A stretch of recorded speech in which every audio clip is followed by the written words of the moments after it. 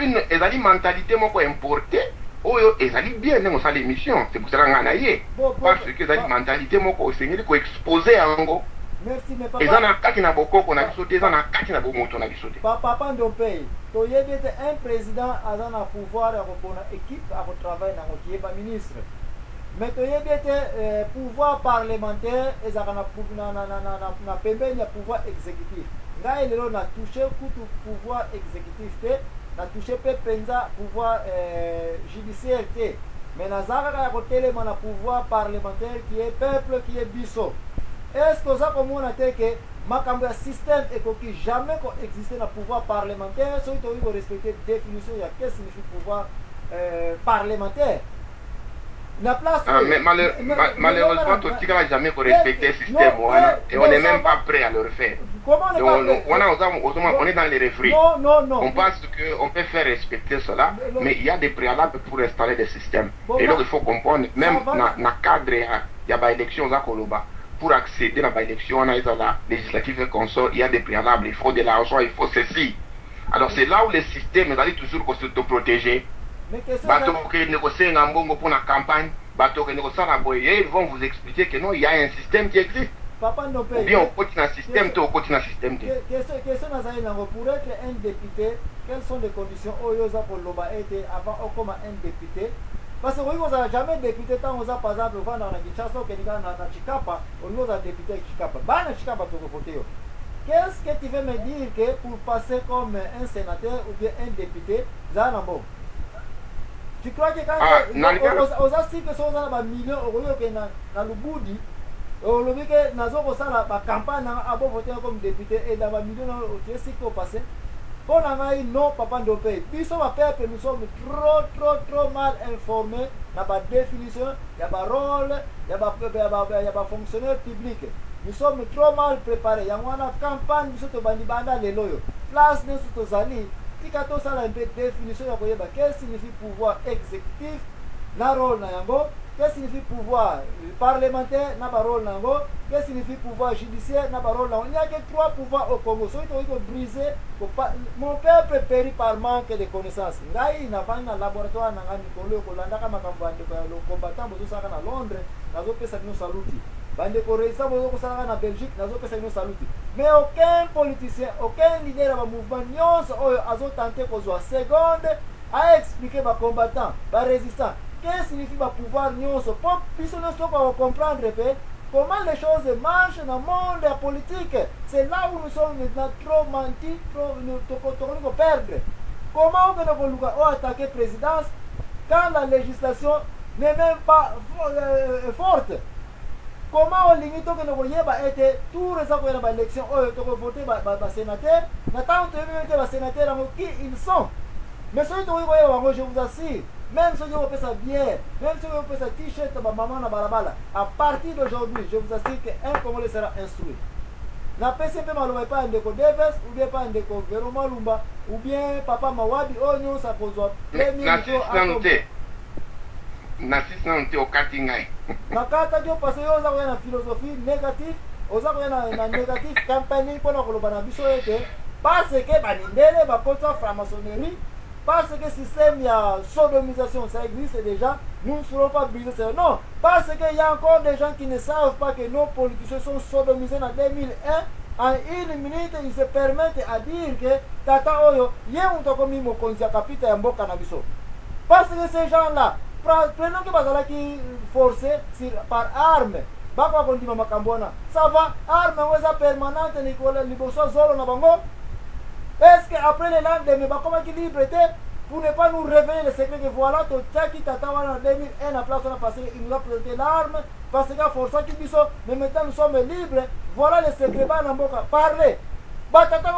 Ils sont toujours là. Voilà pourquoi moi je dis que non. Makamba combattant bozako salaka. Makamba resta bozako salaka. Vous manquez de savoir la définition de qu'est-ce que signifie le pouvoir législatif. Surtout qu'est-ce que signifie le pouvoir législatif. Ils sont là, ils doivent me justifier. Pourquoi Bazako Pesa ils sont rejoindre mouvement na bango, ils ne savent même pas que c'est le Parlement qui échoue. Il n'a même pas un mois passé, $20,000 Bazouaki. Il n'a même pas un mois passé. Babuna qui bitumba kuna. Bayeko senga pardon na biso ba peuple. Bah, il y en a pas quelques jours. Bah, il y a 20 000, il y a 20 000, ces gens-là sont toujours là. Non! Ils sont empoisonner le système politique parce que ils ont empoisonné, venimé le système politique, le parlementaire. Et nous sommes là en train de chercher le président. On ne peut pas attaquer un président qui d'abord vont attaquer le législatif. Parce que rien qu'avec des lois, on peut déjà le casser. Donc pour moi, chaque législateur a une région, chaque sénateur a un groupe, nous allons faire une révision générale.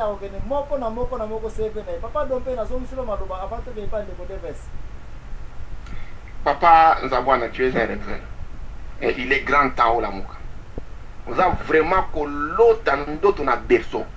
Au moins il y a un écart entre la théorie et la pratique.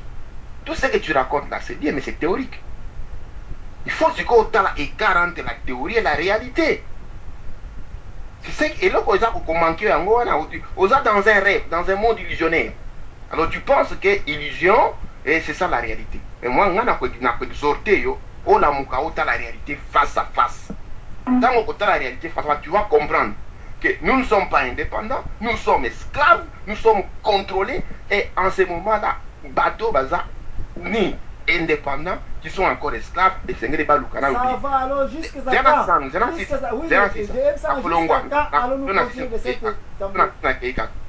Les gens, il faut balouka indépendance, parce que pour appliquer l'organisation en Zoloba, il faut que les gens puissent être libres. Or, les gens ne sont pas libres. Batoza Koloba, tout épargner le président de la République. Moi, je pense que si on épargne tout le monde alors. On épargne tout le monde parce qu'il incarne le système. C'est pour qu'il puisse incarner un certain système. Alors on ne peut pas dire que notre Tikaye, parce que le pouvoir législatif, théoriquement, il est fort, il doit contrôler la présidence, ainsi de suite. Qui dans le pouvoir législatif dépend tous ces systèmes. L'une des possibilités allons contre la révolution contre mais nous savons bien que dans le système démocratique, peu importe, même si on a coup d'État, parce que tout ça, c'est monter donc comme un système démocratique un peu bien classé, un peu modernisé, nous allons d'une façon un peu propre. Et la bonne façon d'aller d'une manière très propre, il y a qu'on revoir plaie et zali wapi. Selon moi, la plaie se trouve encore au niveau du Parlement. Et Parlement wana, bazana signature, oui. Ceux bazana signature, pourquoi eux ne pas aussi gréver de leur rôle pour dire que voilà, mon rôle en tant que parlementaire est ça oyo. Mais maintenant, tu m'empêches de faire ce travail-là. Bon, moi je quitte. Et puis tant que ça bima, ah yé bisibiso carrément biso de tête wana. Pourquoi abîmer la poste oyo? La raison là, vous pensez que c'est hein? C'est là, c'est ça, sont des vérités que nous savons déjà. Yamwana, il n'est pas tard. Le coup là, nous avons encore la chance d'avancer aux élections. Qui vient. Nous avons encore 7000 personnes qui n'ont jamais servi bar. Au Bazawana pour Nagolia, Bazawana, ils ont déjà servi bar. Maintenant, en 2012, Malamba élection est à la tête. Malamba élection législative est à la tête. Malamba député va faire sa élection. Mais ce qui va nous allons promouvoir une campagne que moi j'appellerai anti-campagne. Anti-campagne, vous allez yondompe oyo kota candidature na yo, biso to kozwa kombo na yo, to zoom yango, to bandi kota na analyse, to exposer complètement le niveau peuple. Voilà la personne que vous voulez maintenant élire. Yé. À vous papa Dompé. À défaut papa m'a dit ça dans le Cameroun. Oui, mais personne ne sont commentaires là yo. Et c'est honteux. Fani. Ma personne est loco. Batile yango. Soko batile yango te. Okobungisa yango.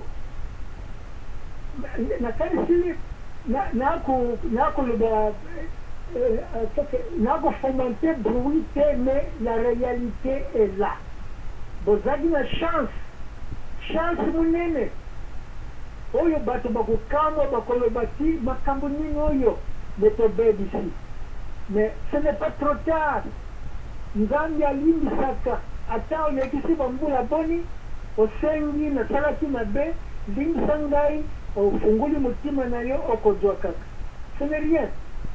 on va comprendre parce qu'on a toujours dit que c'est la minorité qui dirige, ce n'est pas la majorité. Oyo wana soko tokena munoko na ngai na mboka banzinzi mingi bamemaka tufi te mais banzinzi mike bamemaka tufi.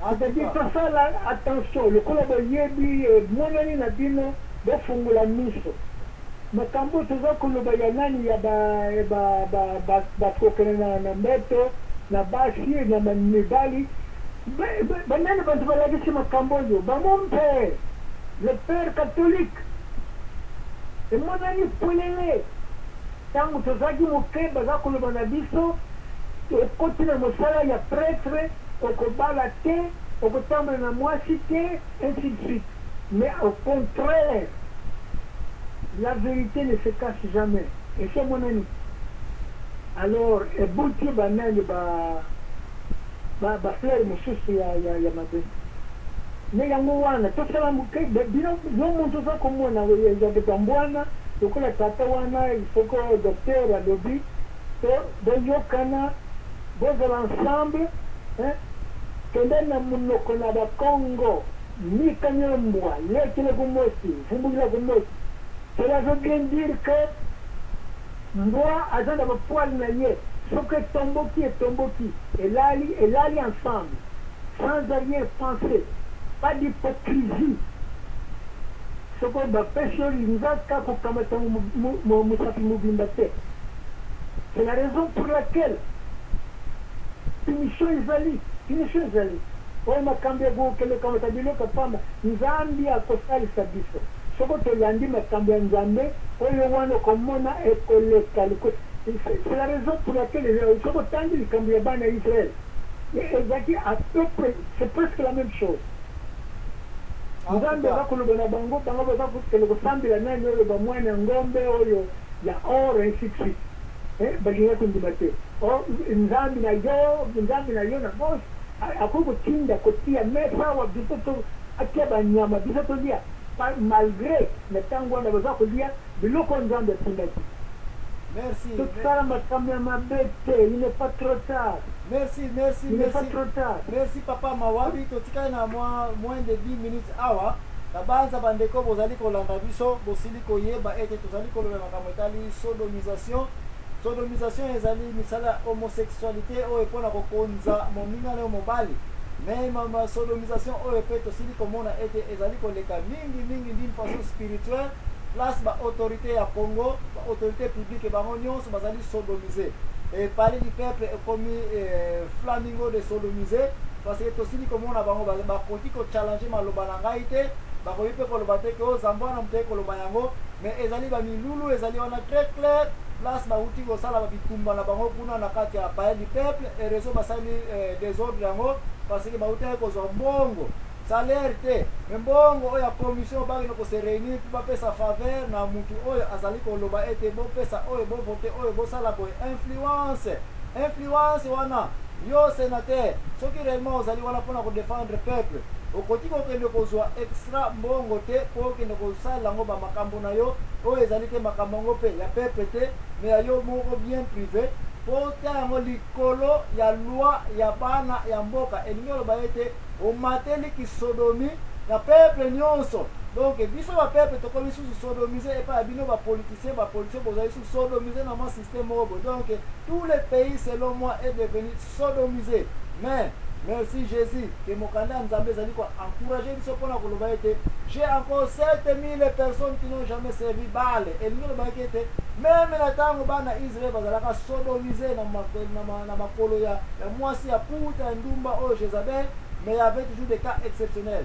Ngai Joachim Zambona nazali ko croire et il y a encore des étudiants dans nos universités nanu kuti bazwi option opportunité ya kosala te de bazala mayele bakoya na expérience te mais bakoya fresh bato bazali bakoki koyokama bakulutu balandi mpe makambo bakulutu bakoyebisa bango malamu tozwa bango ke tokende kozwa bato baza na expérience ya kisodomisation ke tokende kozwa bato baza na expérience ya koyeba koma betaka bakarte baprojet léonel ke tokende kozwa bato baza deja na mayele oyo ya sali te ya mbindo non tolingi kosangisa 20 ya kala na 20 ya sika te message na ngai epai ya bamama nyonso